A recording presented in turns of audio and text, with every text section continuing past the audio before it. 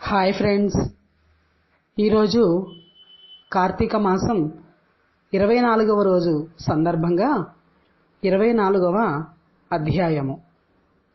అత్రి మహాముని అగస్త్యునితో కార్తీక మాస విశిష్టతను చెబుతున్న సందర్భంలో అంబరీషుని ద్వాదశి వ్రతము గురించి చెప్పబోచున్నారు. ఆ కథ ఏంటో మనం కూడా విందాం. అత్రి మహాముని మరల అగస్త్యునితో, ఓ కుంభ సంభవ, కార్తీక వ్రత ప్రభావమునెంత విచారించినను ఎంత వినినను తనివి తీరదు. నాకు తెలిసినంత వరకు వివరింతును, ఆలకించుము. గంగా, గోదావరి మొదలగు నదులలో స్నానము చేసినందువలన సూర్య చంద్ర గ్రహణ సమయములందు స్నానాదులనరించిన ఎంత ఫలము కలుగునో శ్రీమన్నారాయణుని నిజతత్వమును తెలిపెడి కార్తీక మాస వ్రతమందు శుద్ధ ద్వాదశి నాడు భక్తి శ్రద్ధలతో దాన ధర్మములు చేయువారికి అంత ఫలమే కలుగును.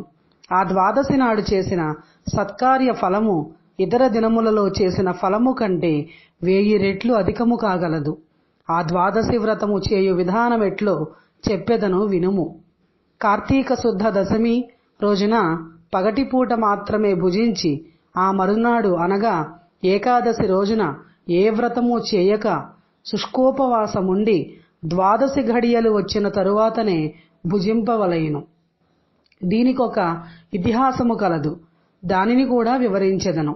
సావధానుడవై ఆలకించమని ఇట్లు చెప్పుచున్నాడు. పూర్వము అంబరీషుడను రాజు కలడు.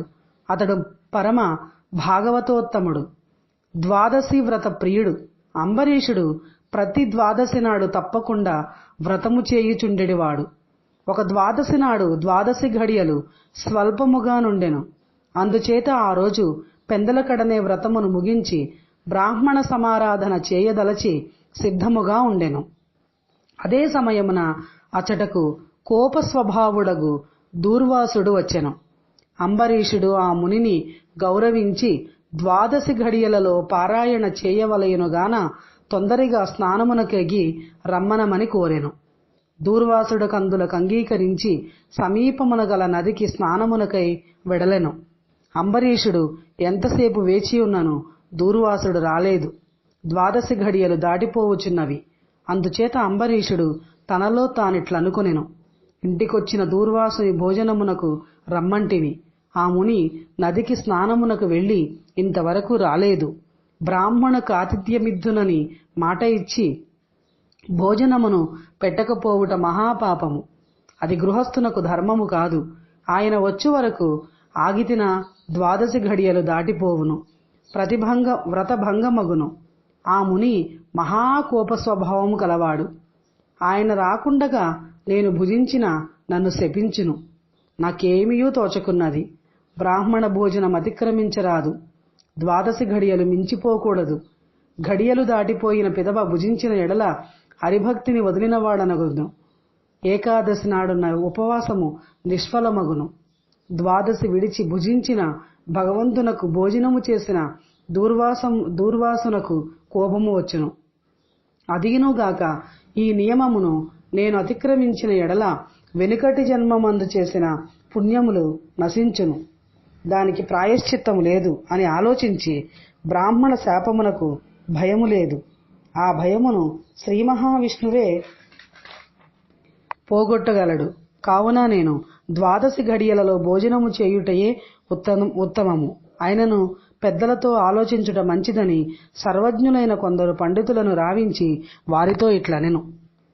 ఓ పండిత శ్రేష్ఠులారా, నిన్నటి దినమున ఏకాదశి అగుటం చేసి నేను కటిక ఉపవాసము ఉంటిని. ఈ దినమున స్వల్పముగా మాత్రమే ద్వాదశి ఘడియలున్నవి. ద్వాదశి ఘడియలలోనే భుజించవలసి ఉన్నది.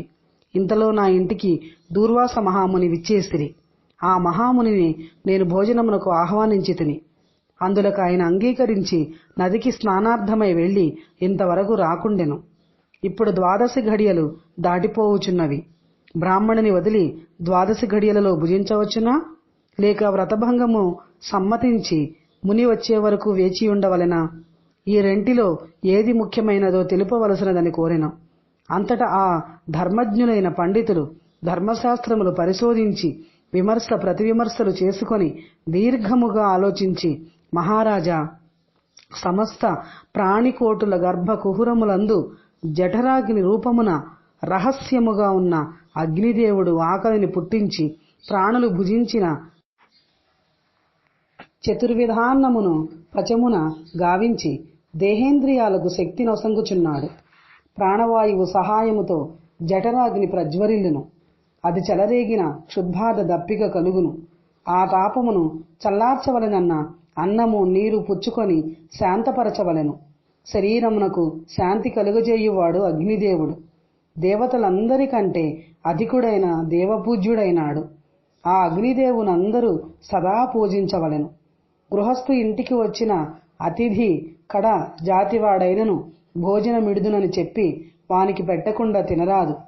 అందులోను వేదాంగ విద్యా విశారదుడును మహాతపస్శాలియు సదాచార సంపన్నుడును అయిన దూర్వాస మహామునిని భోజనమునకు పిలిచి వానికి పెట్టకుండా తాను భుజించుట వలన మహాపాపము కలుగును. అందువలన ఆయుక్షీణము కలుగును. దూర్వాసునంతటి వానిని అవమానమొనరించిన పాపము సంప్రాప్తమగును అని విశదపరిచిరి. 24వ 24వ పారాయణము సమాప్తము.